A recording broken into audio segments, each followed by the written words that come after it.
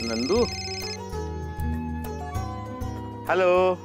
हा नंदू, कशी आहेस ग बाळा? मी बरी आहे. तुम्ही कसे आहात? इकडेही ठीक आहे. हो, अजून एकच दिवस जर झालाय, पण तुझी उणीव भासते ग. बाबा, मला पण तुमची खूप आठवण येते. नंदू, आज ना सकाळी एक गंमतच झाली ग. म्हणजे मी उठलो नेहमीप्रमाणे, सगळं आवरलं आणि हॉलमध्ये जाऊन बसलो. मला वाटलं तू नेहमीप्रमाणे चहा आणून देशील. 10 मिनिटे वाट बघितल्यानंतर माझ्या लक्षात आलं की अरे तू घरामध्ये नाहीयेस आता. मग काय, स्वतःच उठलो, स्वतः चहा केला आणि स्वतःच प्यायला. तरीच म्हंटल मला इथे उचक्या का लागतायत सकाळी सकाळी. बर बर. आणि बाबा, आता मी नाहीये तिथे, पण एक मुलगी घरातून गेली असली तरी दुसरी घरात आली आहे ना. नाही नाही, तुझं म्हणणं बरोबर आहे. हे बुद्धीला पटतं ग, पण मनाला समजवायला वेळ जाणारच ना. बाबा, तुम्ही असं सारखं सारखं नका ना हो बोलू. मग माझं मन रमेल का इकडे?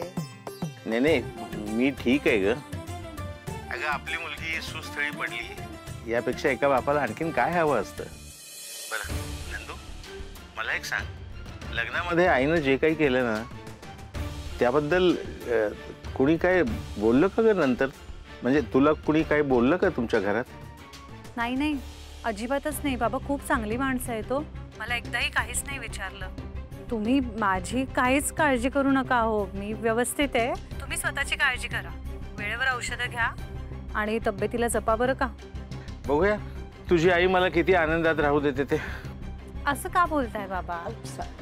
बाबा, तुम्हाला फोन करते. हो हो, चालेल ना. नाही म्हणजे तुझं चालू दे, मी ठेवतो हा फोन.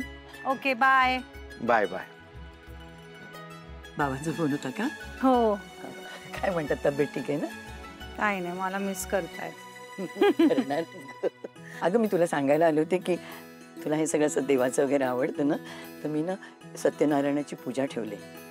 ओ अच्छा. म्हणजे काय, आपल्या घराण्याची ना प्रथा आहे की नवीन जोडप्याने दोघांनी मिळून चुलीवर प्रसादाचा शिरा करायचा.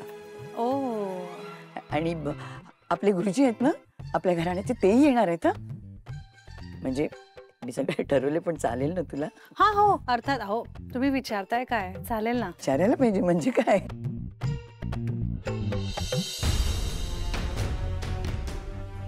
मम्मा, आजी आहे ना त्या स्वानंदीच्या फेवर मध्ये ना खूप जास्त आहे. मला तर आता ते टेन्शन यायला लागले. टेन्शन घेऊ नको अर्पिता, टेन्शन घ्यायची गरजच नाही आपल्याला. ती स्वानंदी आपल्यासाठी कधीच थ्रेट नव्हती. अरे नाहीये, तिच्यापासून आपल्याला कसलाच धोका नाही. मला काळजी होती ती फक्त समर आणि तिच्या जवळीक बद्दल, म्हणजे त्यांच्या दोघातल्या नातेसंबंधांबद्दल.